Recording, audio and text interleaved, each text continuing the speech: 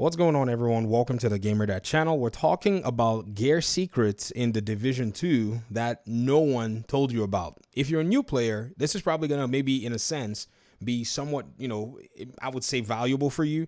If you're an old player, an OG, you probably instinctively already knew this, but never really bothered to even, categorize it as that. So my, recommendation is in the comment section, you can confirm if this is actually true for you if you're an OG, and let the new players kind of see how it is that we roll with this particular knowledge thing that we have in the division by itself. So the very first thing about the Division 2 whenever it comes to builds is, number one, your play style drives your builds. Ignore the banging and clanking outside. My father-in-law wants to put up a swing set for the kids, and right now I'm taking a little break. That's basically, I said I was gonna get a drink of water. I came and made a division video. So your play style pretty much drives the way your build is going to go. And the division is the game that has multiple play styles. Now, if your play style is where you love to use gun builds, then you're going to build in that category. You're going to enjoy it. This is not going to mean that you're not able to build in other ways or play different play styles. It just means your preferred play style is where your build is actually going to lean towards. Even when you build somebody else's best build, you're going to tweak it to suit your playstyle regardless. As you get more experience, more gear pieces, and you feel like exploring, this is pretty much what it's going to come down to. Now, what I really do mean by playstyle or whatever it may be is, you're more than likely going to continue to play a very similar role or a similar build in the division for a very long time. In my case, this is the build that I've run for at least 3 years in the division. I'm sure some of you probably think that's a whole bunch of hokey. Well, I knew you'd say that, so I came with receipts. All right, so here's a video of a live stream that I did in 2022, somewhere around November, December. In this video, if you look at my skills, I have these two skills here. One of them is a chem launcher fire starter, and the other one is the hive, the stinger. I am running a version of the Eclipse Protocol build. I'm also running the Pestilence LMG. I like to run this LMG because this entire build is all about tick damage over time. I've done this for so long, it's wild. There's another stream as well, probably about a year later, and I'm pretty much doing almost the exact same thing. I'm running with people on a live stream, and we're talking about different things in the division builds and so on and so forth. And you'll notice that, in my loadout, if the video would play, because it's like 3 hours and it's having issues loading, you're going to also see that this is something that I'm doing. Now, here's an ad. Now, get out of here. Anyways, you can go on my live streams on my channel, and you can see that this is pretty much what I've been doing for a very long time. Now, why would I continue to do this? What is the, juice behind this? Well, it fits my play style, and I'm not the only one. There are people in this community who run similar builds depending on the content pieces they're actually going with. But for the most part, when it comes to their default build, they have that one build or one build style that they continue to run. Over the years, I have fine-tuned that build. I've kind of, ditched the Stinger Hive for a turret because this is just more suppressive damage. The chem launcher does the job as much as I want it. I found this build out from somebody that I was playing with, just a random legendary mission. We were all running, and behold, this guy was frying all of the enemy NPCs, or gal, I don't know who they are. And yo, I can tell you that I was thinking, man, I got to inspect this build and see what's going on. So I'll tell you about the build. You may look and say, this is such a lame build. I know, but the build is literally like a chicken fryer. If you work in a fast food joint and you've ever fried chicken, this build literally does that. It literally fries everything. I mean, the amount of damage over time that, the build dishes and the build basically, sends out, it's wild. Like, you will literally out DPS a lot of other builds if you actually go back and look at, say, what's going on at the end of the game. But let's go ahead and talk about the build, because the build, and I'll tell you as we're talking about the pieces, how it suits my play style and so on and so forth. So I'm using this, vial mask. This was an item back in season something.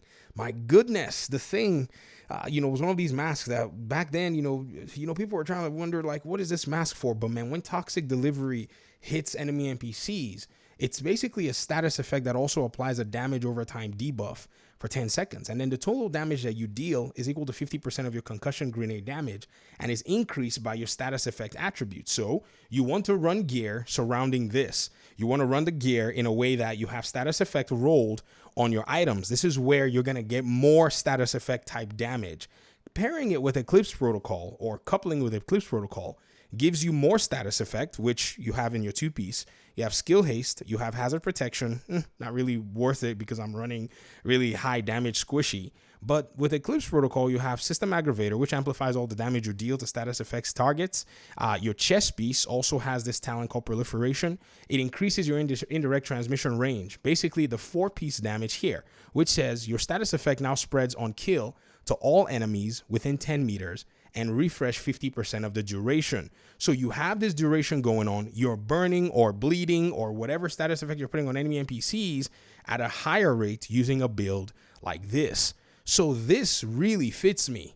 Golan gives me 10% status effect. If I can find a golden piece, you know, that golden piece, the one that's going to come with 2 full max stat attributes here, that one has status effect and one has maybe even skill damage or maybe skill haste, and then I can roll this core attribute to be the skill tier, that would definitely be the way to go.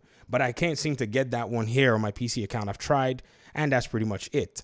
I'm using the blue one, but I'm also using my technician to run this. When I'm playing on PlayStation, you'll see me run the crossbow because on the survivalist specialization, which we probably need to go to the base of operations to look at real quick. On the survivalist specialization, there are some perks that actually do support using that, and you can gain some benefit from it. But if you do have the piece that can complement that like that golem that I'm using to get more status effect, or maybe some people have recommended you use Wyvern, some people recommend that you use China Light. It is up to you, however you want to run it. I've run it in different ways, but I think this configuration kind of works for me and has, you know, I've tried the different variations. I've tried this thing with Mad Bomber. You know, it was a meme in my clan for the longest time. Everybody was laughing at me like, dude, what are you doing, man?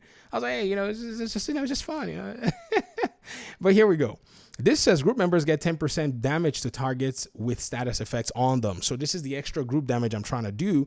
And I also get the incendiary grenade. So I'm telling you the reason why I run a different variation, so you can see how all this is kind of cohesive at the end of the day. I also have, there's another thing that I do like about this. It's not the healing. It's my crossbow. It's something else. There's another really weird stuff that I like. 10% skill damage. I can't remember what it is. There's another really interesting benefit that I like. I think I may have just told it to you guys pretty much, that I like to use Technician for. And so that's pretty much it. So the secret about building is your play style is going to really drive what build you want to use. So before you ask the question, what is the best build in the Division 2? Before you go ahead and jump into that particular paradigm or that layer of reasoning, you have to come up with the question or the answer to the question, what is my preferred play style? I like to tinker. I like to spawn camp.